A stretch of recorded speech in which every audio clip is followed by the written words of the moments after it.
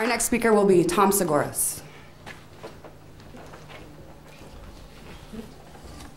Hi, well, my name is Tom Sgouros. I'm a researcher, a freelance researcher and writer, and I've been writing about taxes and doing research on taxes, especially in Rhode Island, for about 22 years. Recently, though, I've encountered a new phenomenon with my children. I've been exploring a philosophical question, the class of questions whose answers you cannot get by asking them.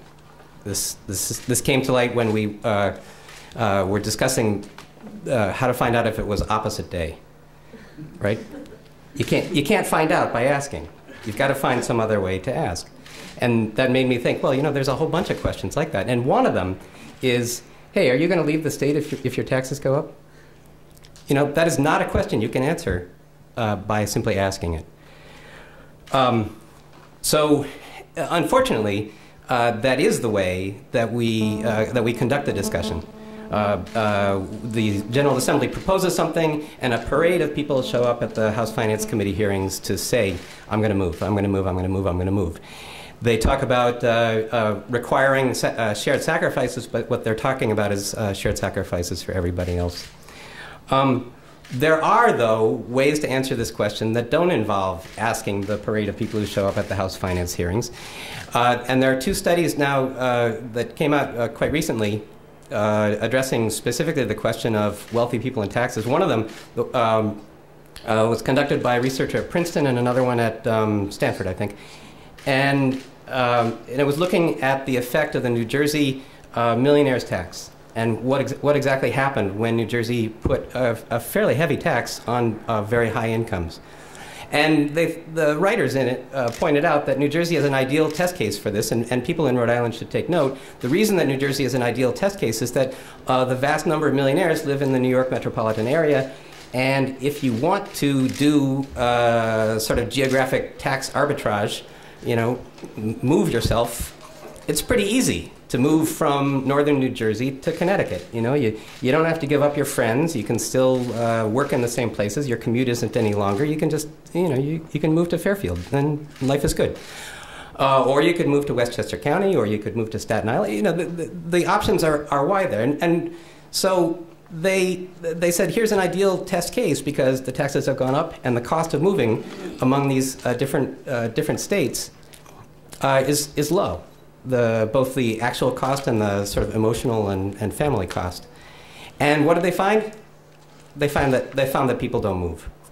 People live where they live because they like living there. People live where they live because their family is there, because their friends are there, because their businesses are there, because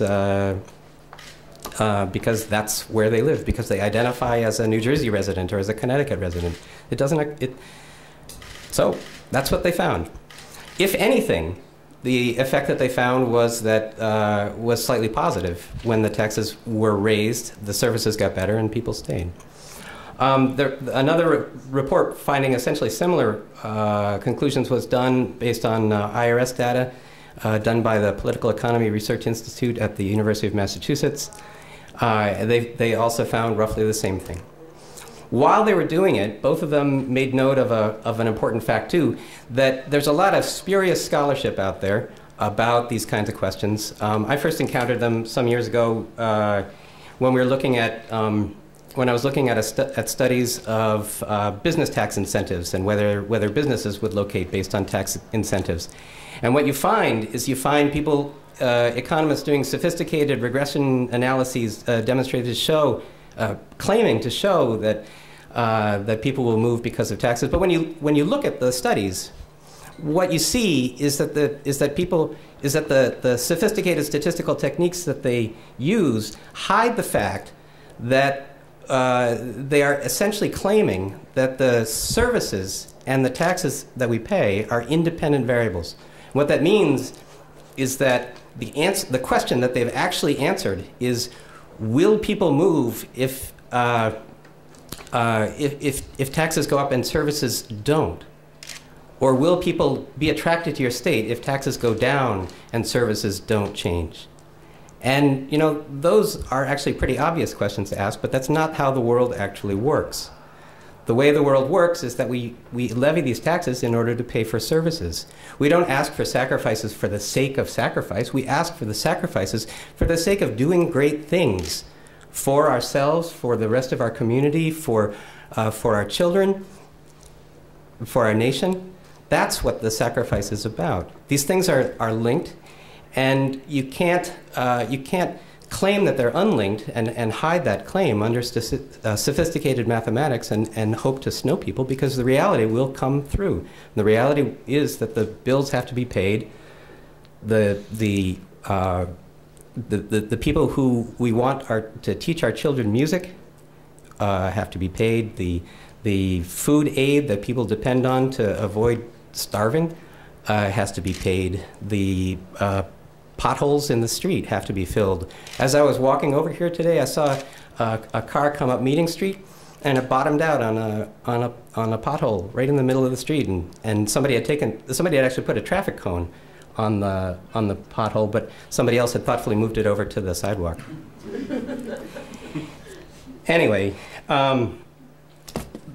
those are that's essentially the important points that I wanted to make. Is that there is actually a strong intellectual foundation for the claim that making these kinds of tax changes will not only improve the quality of life in our state, but will also not cause the flight that seems to so commonly motivate the representatives and senators in the state. So I thank Representative Valencia and the cast of supporters of his bill for having the courage to stand up and say that the arithmetic will out, and that it's important to take a stand for making for providing the services that we all depend on. So, thank you very much.